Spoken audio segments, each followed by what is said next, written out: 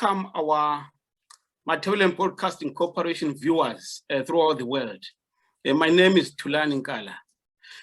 Today, I've got my colleague, Bokani Vundla.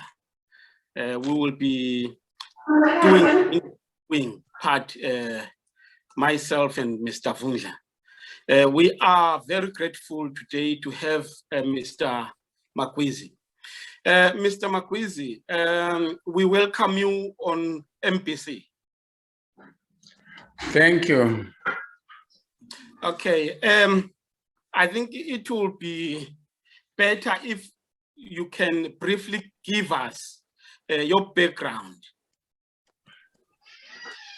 as to who is Mr. Magwizi. This Mr. Magwizi is Baster Willie Magwizi, born in 1957 in Highfields, Harare, and grew up in Harare, and then eventually settled in the rural areas of Chenjiri in Sanyati all my youth until I went to secondary school in 1970. Born out of a family of 8 of an agricultural enterprise family. So my parents, who are still alive today, are in Chenjiri, Sanyati. They brought us up in the knowledge of the existence of the people's struggles, particularly ZAPU, from the 1960s until to date. We still discuss with my father what they went through and what we went through also, and what we are going through together now in the new order of things in an independent but not free Zimbabwe. Okay. I've been in the army. I served in the Zimbabwe National Army for a pensionable period of 20 years, inclusive of my liberation struggle.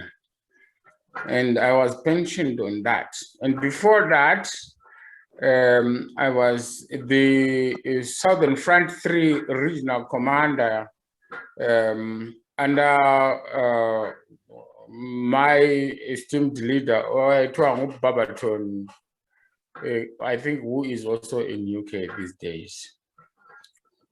So that's the only job that I did the rest of my life. I've been in the military. But of course, upon retirement, I have had contacts with international organizations and civil society organizations and others, where we have been debating local, international, social, economic, and other issues that have impacted on us. I decided to go back to school when I had spent almost 15 years on retirement, and then I did my first degree at Solusi and eventually a master's with the Durban University of Technology, all in peace and conflict transformation and disaster risk management. So basically, that's what I am. I'm a family man. I've got my 7 children, who all of them are above the age of 23 years old. And most of them have been to schools and they are doing their own things. So I'm a retired Kulu, as it were. Thank you. Okay, no, thanks very much. I would like you to confirm to us, yes, that are you aspiring to be the ZAPU vice president? By aspiring, you mean, am I geared for it? Is it something that you like to do or to be considered for? Very much so, because you know, in the post of the vice president, I have realized the potential that can help our struggle to be a government, and considerably so. We have been a government in waiting in the independence struggle days. And so we must reflect backwards and then pick it up where the pieces were broken and join it up from there and move on. So being vice president, I'm sure I'm aspiring on it, because then it gives me great pleasure to be within that framework of things. Okay.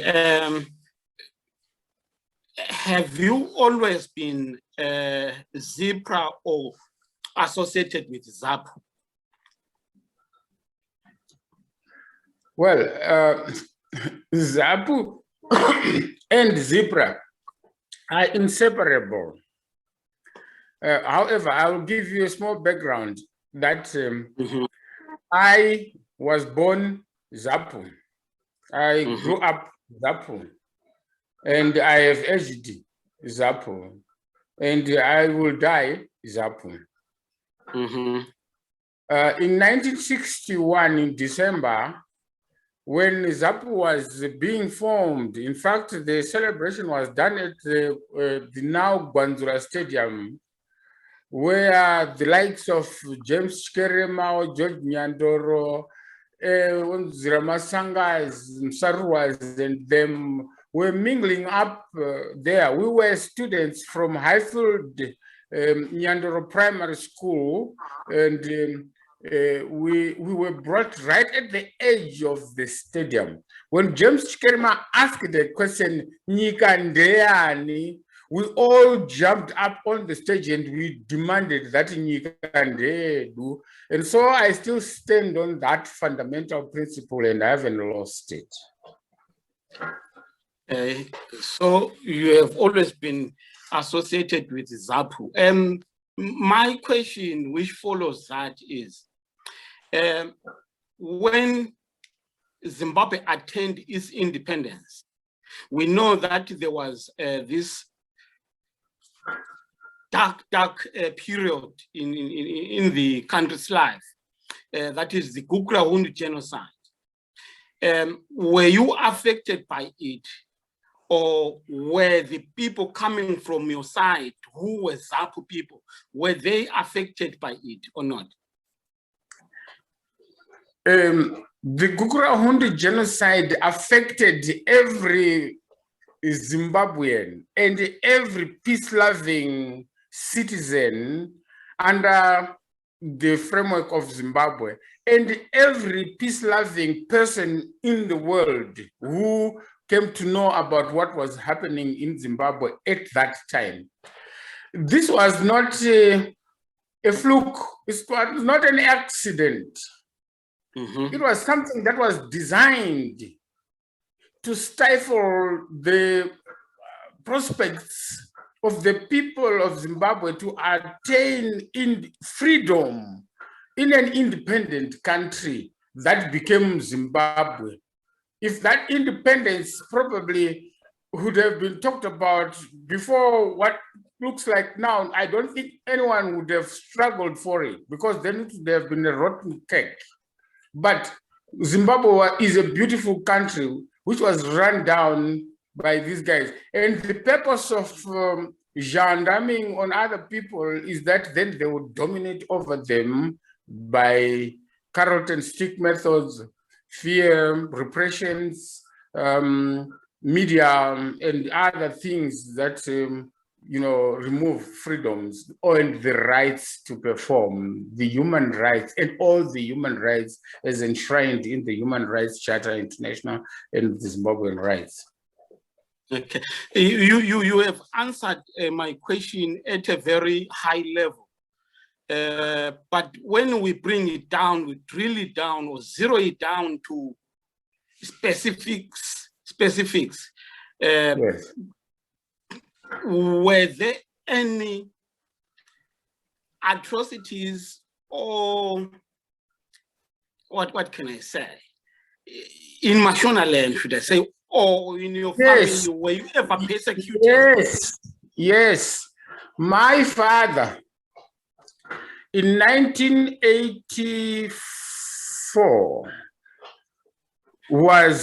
he survived by a whiskers, actually, I would say. He was a bus driver in Kadoma, driving for a company called ZEM. And at the same time, he was the chairman of the district, ZAPU district of Kadoma, central, in urban Kadoma.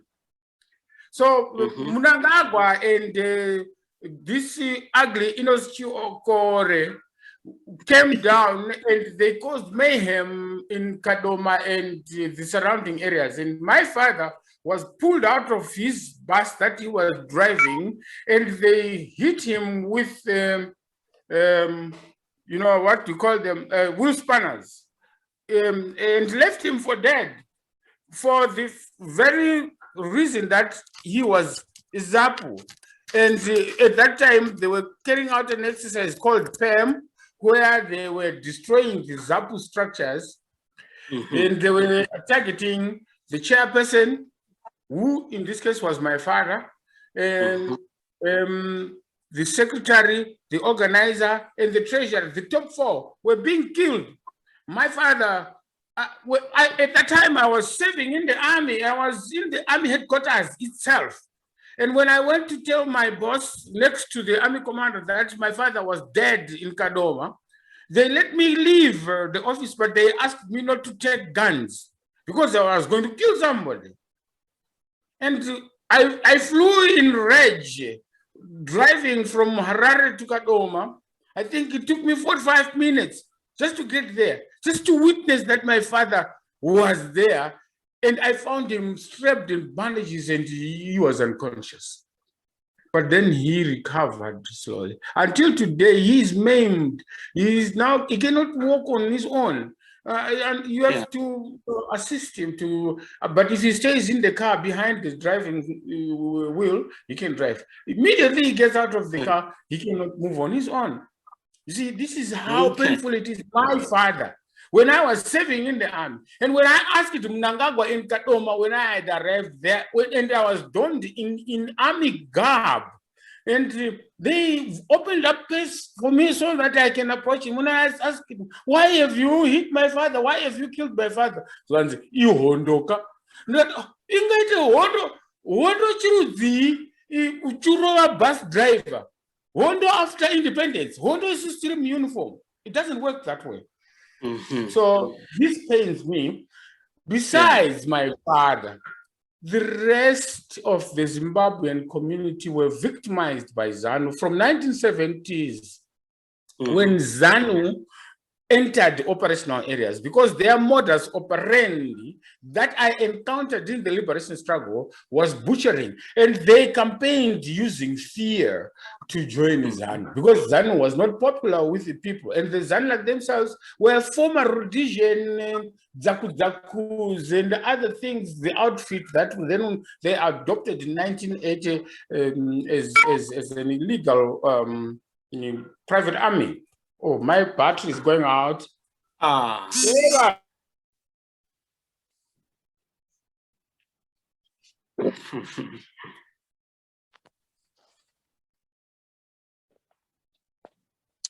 Hopefully it's going to charge it.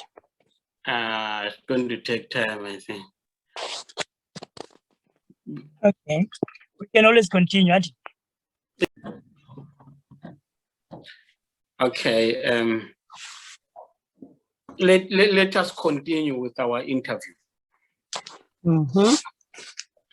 Technological challenges, but I think now we have made it. Mr. Magwizi, as I said, I've got one more question to ask you, then I pass you over to Mr. Vundla. Yeah, I was saying that it seems like there is a culture which is being created in the country. For example, if you are in ZANU-PF, Ndebele can only aspire to be a vice president, not above that. If you are in MDC alliance, Ndebele person can only aspire to be a vice president and not anything above that. And if you are in ZAPU, a Shona person can only aspire to be a vice president and nothing above that.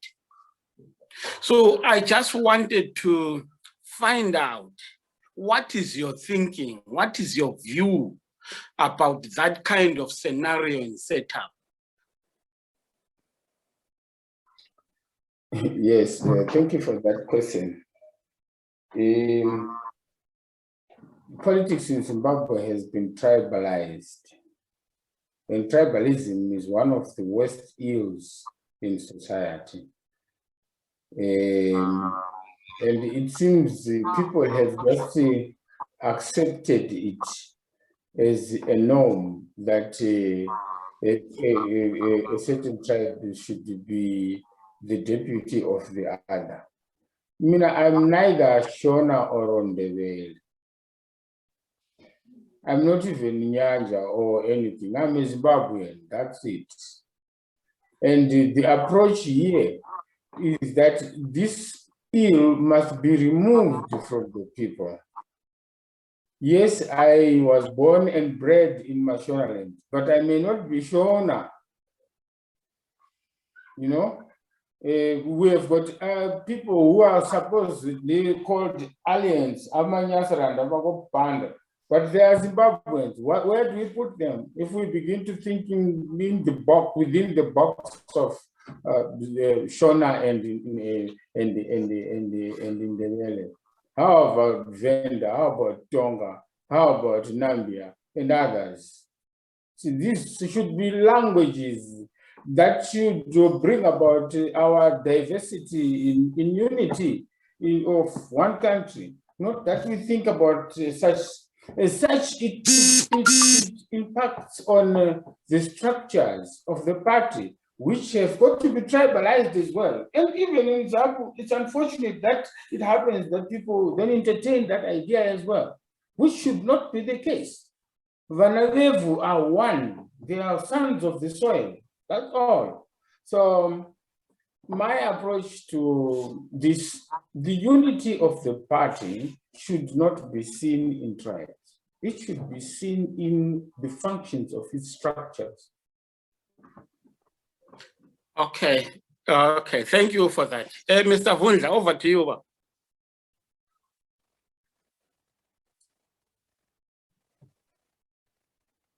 Are you there, Mr. Vundla? Yes, I'm in now. Okay. Can you hear me now? Right. Thank you very much, Mr. Nkandla. And to you, Mr. Magwizi. Yeah, you have just responded to Mr. Nkandla's question about the VP role in different political parties. So my question to you then relating to that is, be honest with us here. Is this the real reason why you have chosen to go for the VP post rather than the president of ZAPU? Wow. If I was approached by the communities on society of ZAPU at large and they asked me to be president, I would have done that. I would have said I will stand because this is the request that is coming from the grassroots, that is coming from the people. You know, I can don my own gown, but it does not have value. But if it is placed on me by the community, that expects of me to discharge in the capacity that they give me, I will certainly do that because I am born to serve. Okay. Thank you. Yeah, thank you. Right. Thank you for answering my question on that one. Now, the next question is, you aspiring to be VP, we understand you have been touted as a unifying or a uniting candidate. So can you briefly explain to us how your role as VP in ZAPU will play a uniting or unifying part to both your party and the country? Yes, if you check the constitution of ZAPU, the post of vice president comes after the president. And it is, I think, in one sentence that he deputizes the president or acts in his absence. That's what it means. And that it ends there. There's no further explanation or expansion of the role that he plays within the structure as the vice president besides that. And I think it has been taken for granted that you can only act during the absence of the president. I think the vice president can be very useful in whipping the very top 5, and he's the 6th person in that group, because all others have got functional responsibilities on their roles. The president of the party is the chief executive of the party, isn't it? He's the chief executive of the organization, and thus his function is laid out as the chief executive. He's the first person, he's the vision of the organization. And therefore, he is the image of the organization outside, and maybe he is the chief campaigner for it. He is the chief logistician of that organization. He is the chief finance mobilizer. He is the chief human resources mobilizer. He is the chief organizer. He is the chief executive. Anyway, jump the vice president, go to the chairman. The chairman is the chair of all the important structures, which are the your NEC, your NPCs, your congresses, and your extraordinaries, and so forth. And he makes sure that he regularizes these meetings so that then they bring about the unity of purpose within the structure on the modular system, so that they can fit from the apparatus, the thinner part, which is the chief executive, the middle management, which is the operational structure, and the shop floor levels, which makes sure that there is rhythm within the party. There is communication between mobilization, finance, resources, and also information distribution. Whereas the Secretary General is the chief administrator of the party, and he has got so many paragraphs that he has got to work on according to the constitution of ZAPU. The treasurer, like you know, he does this treasury part. I've just chosen the top 6. But then the vice president, what does he do except deputize? So he must make sure that the president's profile is protected and his diaries, the secretaries in his office are working. And then he jumps on to these others, the chairperson and the secretary general and the treasurer, to make sure that there is coordination among the team. So if we put ourselves out and we think outside the box of deputizing in the absence of, then we can be of more value to the organization, I believe, by being creative and initiative and innovative.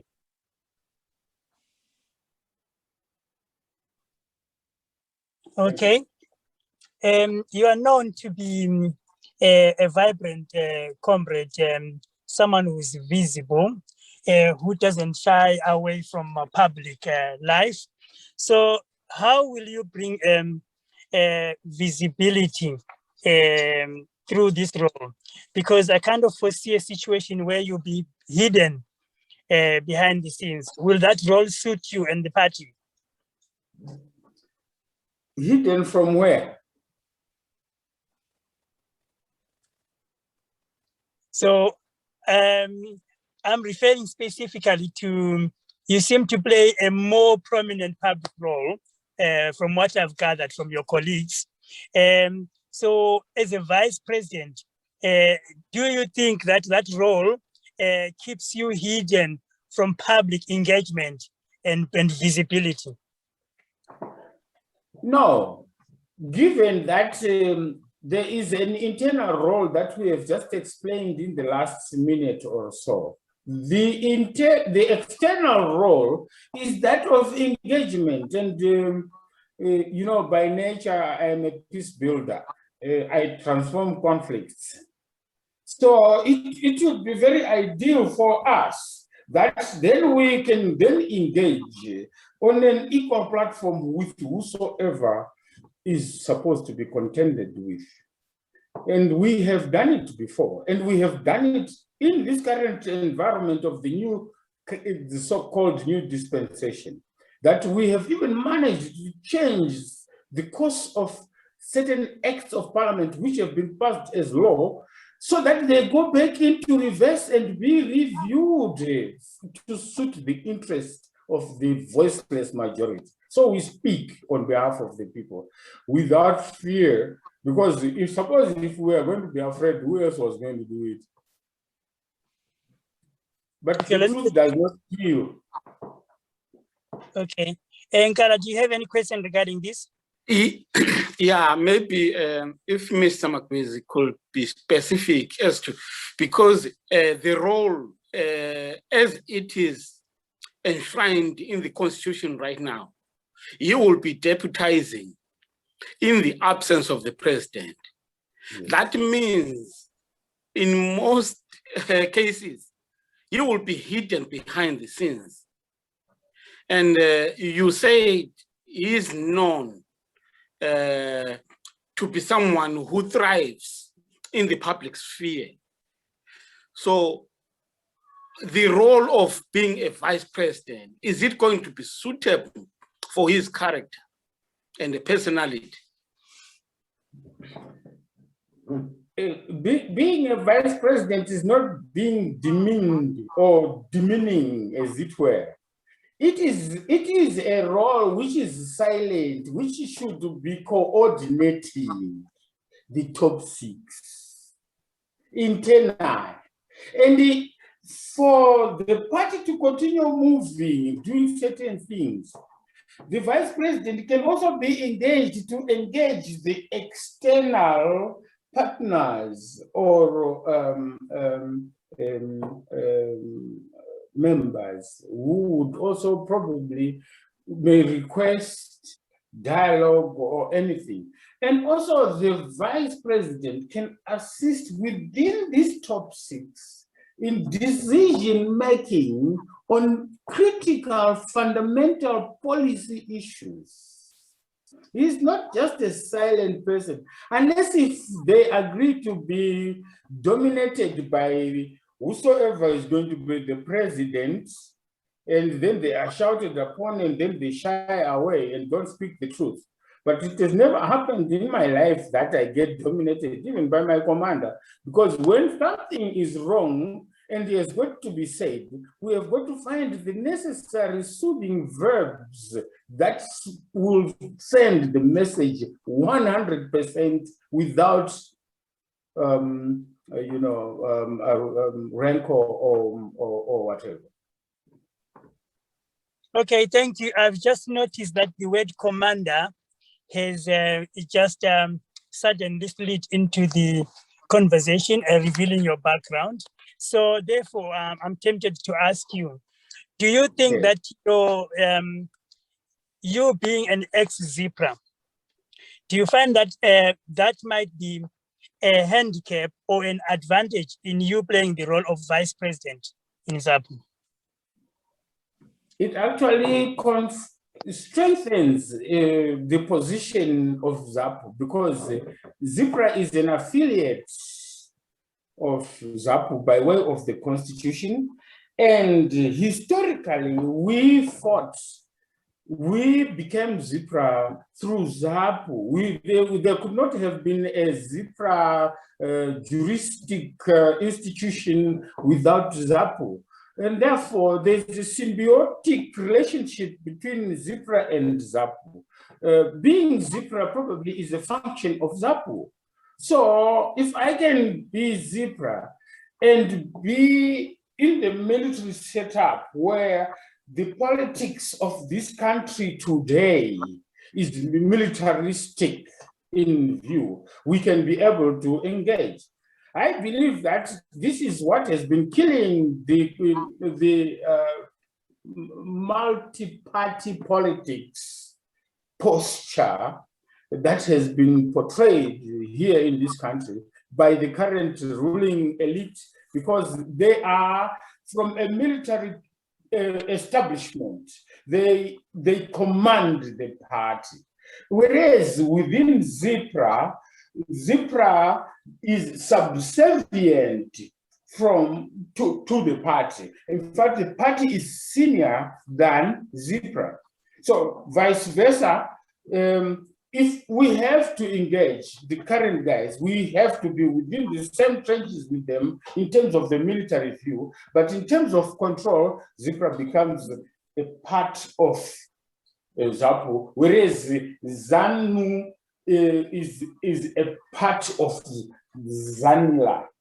Theirs was from Bush to the office, whereas ours is from Bush to the Congress of the people who will select the next leader. But it suits us now that we are able to engage, because the psychology of the military, we are able to deal with the current setup, because everything in Zimbabwe has been regimented. Okay, I understand from your answer there, sorry, Mr. Nkankala, that you feel that because of your military background, there is an advantage in dealing with the current regime, which is a military unit, to be fair. That's fine, but my question specifically to you is that most people seem to view that people coming from a military background are used to giving or following orders. Do you think that style of leadership might give you problems in civilian politics? Well, military orders work within the military establishment. And within civilian setups, it's human nature that you conform to what the people want, because my individual decision, even if I am a leader, does not buy the day. It is supposed to be from the social inclusion development of all who are participating in it, to say, yes, this is it. So there is no element of dictatorship from the ZIPRA cadres. And the background of our teaching was that the people are supreme. You are a servant. So in our case, we serve. We are not rulers. And we don't lead sometimes from the front. We may lead from within. Naturally, I think this is consensus. It should work like that. But of course, according to the structure, there's somebody who must take a decision, the final decision, where it is going to be signed by in his name. It's understandable. But you see, we will not use the military approach or the militaristic approach in civilian politics. And military politics are decrees, juntas, gendarmes, you know, and full of repressions. And of course, introverted kind of an approach, because then you will be protecting your personal security, you will not be protecting the communities. In actual fact, suppose if you take a coup, why do people conduct coups? Usually it's there for their personal gains, not for community. That's why there are a lot of deaths during processes of such kind of developments. Whereas power, yes, must be wrestled for or wrestled with, but it should not really call for this genocidal approach that the military would do, like in our case in Zimbabwe. The last elections would tell you that they even went to the extent of going to the court for them to be confirmed to be legit, which is, you know, you're not voted by the people, you have imposed yourself. So we in ZIPRA will obviously appreciate and consider that the people of Zimbabwe are supreme, and their Congress is the final decision that they take about their future in every term that they will take, say in every 5 years or so. So whatever the people say from their Congress is that which will mandate the structures of ZIPRA, of ZAPU, and also of ZIPRA, because of being an affiliate of the same structure. And hence will bring unity and unity of purpose and cohesion within the establishment, and so that we can still maintain the founding principles and values of the liberation struggle, because then we wanted to liberate the people. We got our independence, but we were not free. This is the time now, 41 years down the line, that we need to very much impress on bringing freedom, because we are independent, but we are not free in Zimbabwe. And because people have been afraid, there's been a culture of violence in the country, which has got to be transformed. And that is structural violence cannot be engaged by some weak approach. It has to be the military versus the military, like what we are doing in the case of Gukuraund right now, that we hit it head on and tell the head of state that you have a case to answer. And in the process of transforming conflicts, these are the tenets that you have got to follow. And if you don't do that, then you will live with the spectre of an exorcised kind of demon. Okay, Mr. Nkankala? No, he has clarified. He has answered the question I had wanted to ask. Okay, Mr. Magwizi, just checking to see whether you have a preferred presidential candidate who is aspiring to lead ZAPU that you may be campaigning with or working with. If so, please give us a hint if you are working with a team. Well, I work with all the teams. Incidentally, I was approached by many, but I then found that there was some difference in the aspiring members to be president. Some are overzealous, some are knowledgeable, some are stubborn, some think that they are educated. But amongst them, I have been very close to Sibangilizwe Nkomo and Strike Mnkandla for two reasons. A long time ago, me and Sibangilizwe Nkomo were talking about the cultural developments within his movement of Joshua Nkomo legacy. And I wrote a theme for him at one of the meetings, which became a show in 2013 here, when he called me to participate with him. Hopefully, we worked well, and then he graduated into something else. And I also went my own field after that event. But we have maintained good relations.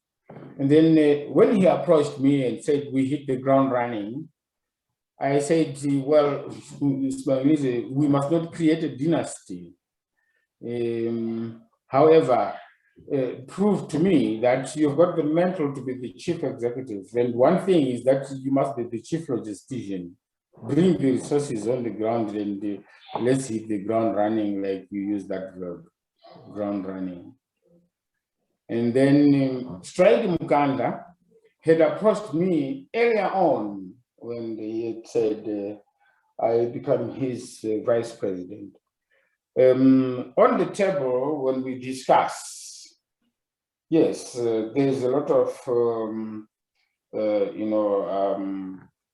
intellectual capacity that you can feel different from what Sibangilizwe has got.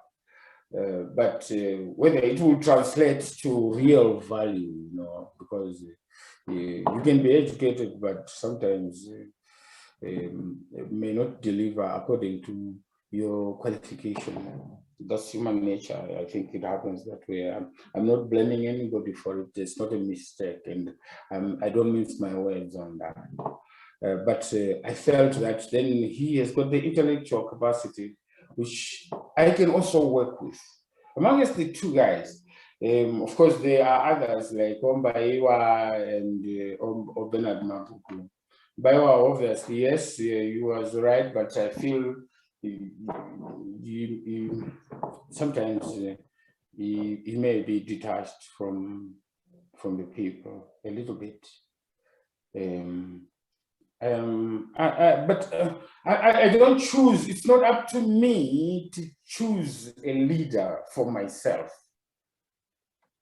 We have got to be spanned, by the task at hand. You see, we can't say I want to be following. This is a misnomer to me. I don't understand. Okay. Do you think you might have a problem working with any of the other aspiring candidates based on what you've just? None at all. I can even work with Mrs. Mpofu, also London, because at one time she told me that she also wanted to stand and she had requested me to do that. And I said, if you people are serious about doing this job, which I don't want to claim that I can do because I am incapacitated in many faculties, and I'm inadequate for the task. But I want to volunteer my heart out to say I can work with anyone as long as we can speak face to face to each other and tell each other the truth, nothing else but the truth, and it will set us free. And going, I have lived on that ever since in my life, and I do not want to go around and then try and imagine something else that my DNA does not, it will reject me, isn't it? I have a feeling you are being humble here, because if you are citing all these incapacities and you are aspiring to be VP, at one point you may be standing on behalf of the president, that suggests to me that you must have some qualities that will make you be able to perform that role in the absence of the chief executive. So am I right about that? Yes, that's correct. And suppose the president was not there and could not be found, I can still be the president myself. But it's not for me to do that. Because if I have been donned the task by you, the structures, you, the soil, you, the people of this country, then I will accept the honor to serve.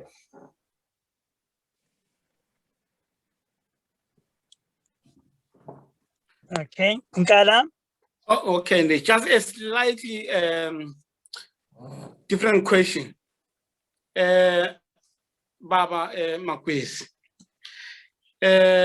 Many people have pointed out that ZAPU is at a crossroads right now. If it fails to elect vibrant and able leaders at this forthcoming Congress, it is likely, let me use the word, die. What is your view on that? Do you feel that is an accurate observation?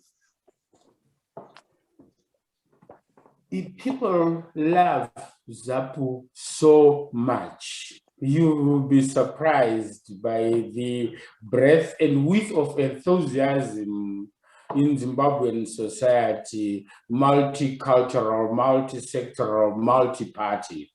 You know, recently I was approached by one spokesperson of MDC, and he says, Vice President Chinamano, thank you for your candidature that we have had. But on the side of the president, we are still looking ahead. And I asked him, how do you get involved in issues of ZAPU when you are in MDC? And then he says, don't you know that even if we are in MDC, ZAPU is our party? Just imagine. And there was a lot of love expressed in his eyes, I could tell it. People are living on nostalgia. You know, they've always been ZAPU, everyone has always been ZAPU, and they want to come back to ZAPU. Hence, even in ZANU-PF, some people want ZAPU to be very close, but they are scared of a military gendarme, a military machine that can kill them. So everybody lives under the spectrum of fear. And the fear has been used as a weapon of repression because skin grafting is so painful. And if my imagination tells me that it's painful here, I don't want to go in there again. But then there are ways of circumventing violence and achieving the intended objectives. Okay. Right. Did you play a role in the revival of ZAPU when they pulled out of the Unity Accord in 2008, 2009?